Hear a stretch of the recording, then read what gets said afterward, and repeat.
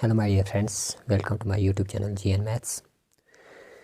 आज हम पढ़ेंगे एक्सरसाइज 9.1 क्लास 8 टॉपिक है अलजेब्रिक एक्सप्रेशंस।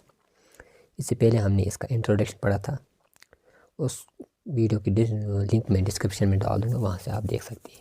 आज हम करेंगे एक्सरसाइज स्टार्ट। एक्सरसाइज 9.1 क्वेश्चन क्या कहते हैं, identify the terms their coefficients for each of the following expressions. जितने भी एक्सप्रेशंस हैं इनमें हमें क्या आइडेंटिफाई करना है, देखना है टर्म्स कौन कौन सी है, कोएफिशिएंट्स कौन कौन से हैं।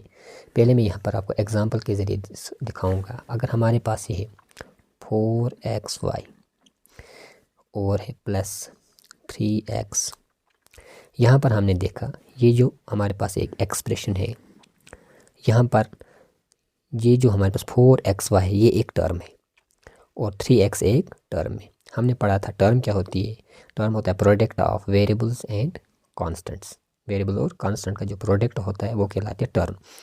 और जो वेरिएबल है टर्म में, उसके मल्टीपल में जो हमारे पास कांस्टेंट होता है वो उसका कोएफिशिएंट कहलाता है। मतलब एक्स वाई का कोएफिशिएंट यहाँ 4 है और 3x में 3x का कोएफिशिएंट है।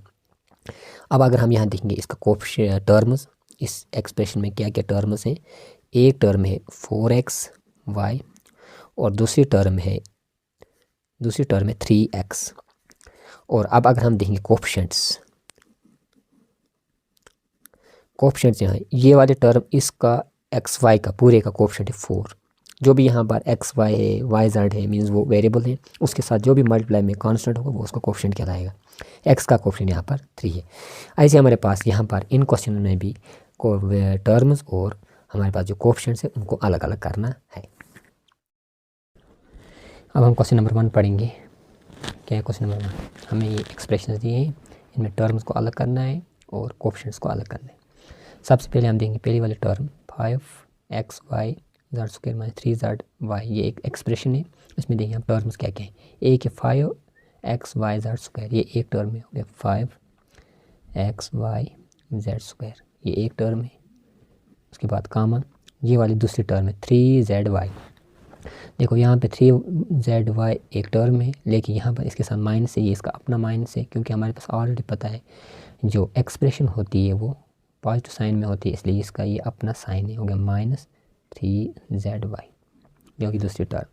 अब हम देखेंगे यहाँ पर ये वेरिएबल है, हमें पता है वेरिएबल के साथ जो मल्टीप्लाई में कांस्टेंट है वो उसका कोएफिशिएंट कहलाता है। यहाँ पर इस टर्म का कोएफिशिएंट है 5 और इस वाली zy का कोएफिशिएंट है -3।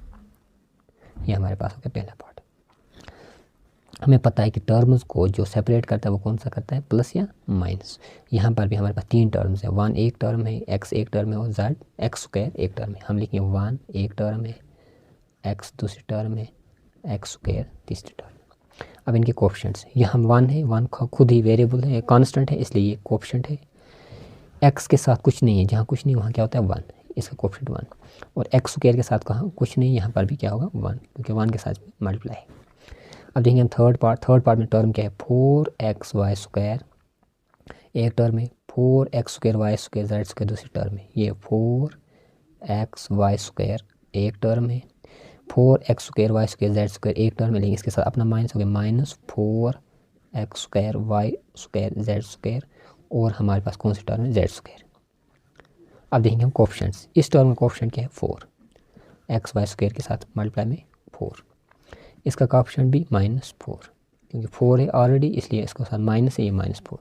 z का कोएफिशिएंट इसके साथ जहाँ कुछ नहीं वहाँ क्या होता है 1। अब हम लेंगे नेक्स्ट पार्ट में हमारे पास क्या है टर्म, पहली टर्म है 3, उसके बाद क्या है -pq और क्या है qr और क्या हमारे पास -p। ये हमारे पास हो गए टर्म्स, 4 टर्म। यहाँ पर इसका कोएफिशिएंट क्या है 3, इसका कोएफिशिएंट क्या है 1 के साथ माइनस लगाएंगे -1। इसका कोएफिशिएंट क्या है, यहाँ पर अगर हम देखेंगे क्यू आर का कोएफिशिएंट 1 है, p का कोएफिशिएंट क्या है -1।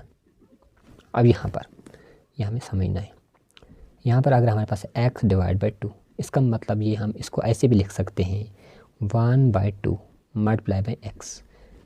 1 x के साथ मल्टीप्लाई में हो गया x/2, हम इसको 1/2 2 इंटू एक्स भी लिख सकते हैं। इसका मतलब यहाँ पर x डिवाइड बाई 2 एक टर्म है, ये है x डिवाइड बाई 2 एक टर्म है, दूसरा क्या y डिवाइड बाई 2 दूसरी टर्म है, और माइनस एक्स वाई तीसरी टर्म है। अब कोफिशिएंट क्या बन गया इसका 1/2 हो गया। x डिवाइड बाई 2 का कोफिशिएंट क्या 1/2, y डिवाइड बाई 2 का भी होगा 1/2, और माइनस एक्स वाई का हो गया -1। अब यहाँ पे a हमारे पास यहाँ पर इस्तेमाल हुआ है, यूज़ हुआ है एज ए वेरिएबल। इसके साथ क्या बन गई टर्म 0.3a हो गया, 0.3a एक टर्म है, 0.6ab यह माइनस 0.6ab दूसरी टर्म, ये क्या है 0.5b ये तीसरी टर्म।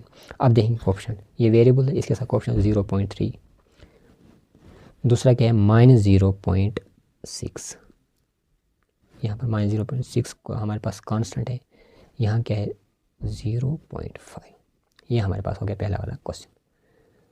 आई होप आपको ये अच्छे से समझ आया होगा, और कोई कन्फ्यूजन रहा आप कमेंट में मुझे बता देना, और जहाँ पे समझ नहीं आया मुझे कमेंट में बता देना, और चैनल को सब्सक्राइब करना ना भूलें, और वीडियो को लाइक करें। Thank you.